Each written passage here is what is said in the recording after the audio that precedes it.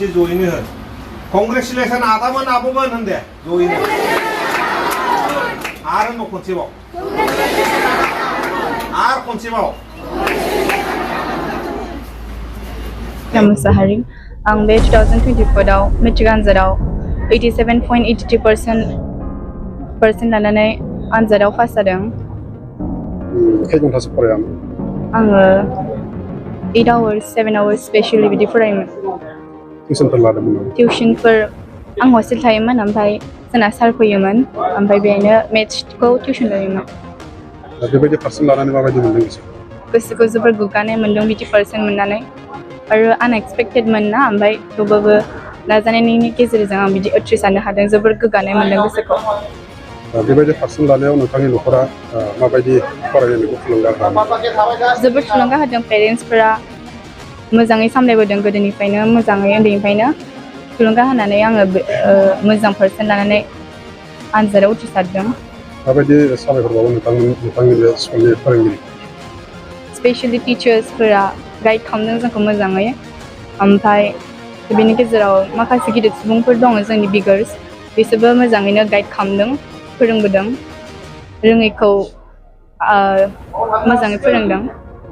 दा मा स्ट्रिमाव लानानै मा फरायनो? Science stream. उनाव मा जानायनि सिमां दं? आङो इन्जिनियारिं। गामिया मामोन? गामिया 2 नं दरगाव। मुङा सुलुं बसुमतारी। नोंथाङा नैबे मेट्रिक आनजादाव माबायदि पार्सेन्टेज लानानै पास जादों?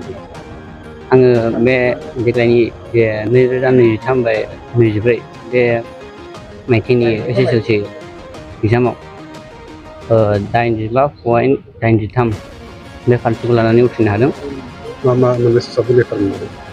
आङो साइन्स, बर', इंलिश, मेथ्स आरो जिअ'ग्राफि आयदायाव लेटार लानानै उथ्रिनो हादों। दा नोङो फार्स्ट रेंकआव पास जानानै नोङो बेसेबां घन्टासो फरायामोन? आङो बिदिनो सानफ्रामबो 7-8 घन्टा बिदि फरायबाय थायोमोन। दा बेखौ नोंथाङा मेट्रिकआव बेबायदि पार्सेन्टेज मोननानै उनावहाय माबाफोर जाहैनायनि सिमांफोर दं? औ आंहा सिमां दं दि आङो उनाव देरनानै सासे समाज सिबियारि जानो हागोन। दि आङो दा आंनि एमआ जादों IPS एबा IAS। नोंनि बेबायदि एचिभमेन्टआव नों सोरखौ साबायखर बावनो सानो? आङो गिबियावनो आंनि टिचार आरो आंनि पेरेन्टस आरो बेजों लोगोसे माखासे आंनि देरसिन सुबुंफोर दं जाय आंखौ बोसोन होबाय थादों। आं बिसोरखौ साबायखर बावनो सानो। मा स्ट्रिमाव फरायदों? आं साइन्स।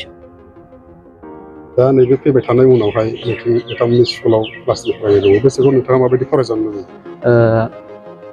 आङो बिसोरखौ बुंनो सानोदि जों जा फरायदों जों जाबायदि फरायदों बिनिफ्राय साबसिन हामसिन जाहाथे फरायनानै बिसोर उनाव सासे मोजां सुबुं जाहैनो हायो, गेदेर सुबुं जाहैनो हायो आरो जाहाथे उनाव मोजां समाज सिबियारि जानानै समाजखौ सिबिनो हायो। बेबायदिनो जाहाथे बिसोर बैबायदि थाखोआव मोनैनि थाखाय बिसोरो मोजां नाजायो बेखौनो बुंनो सानो। मा गामिनि? आङो रुनखाथियाव।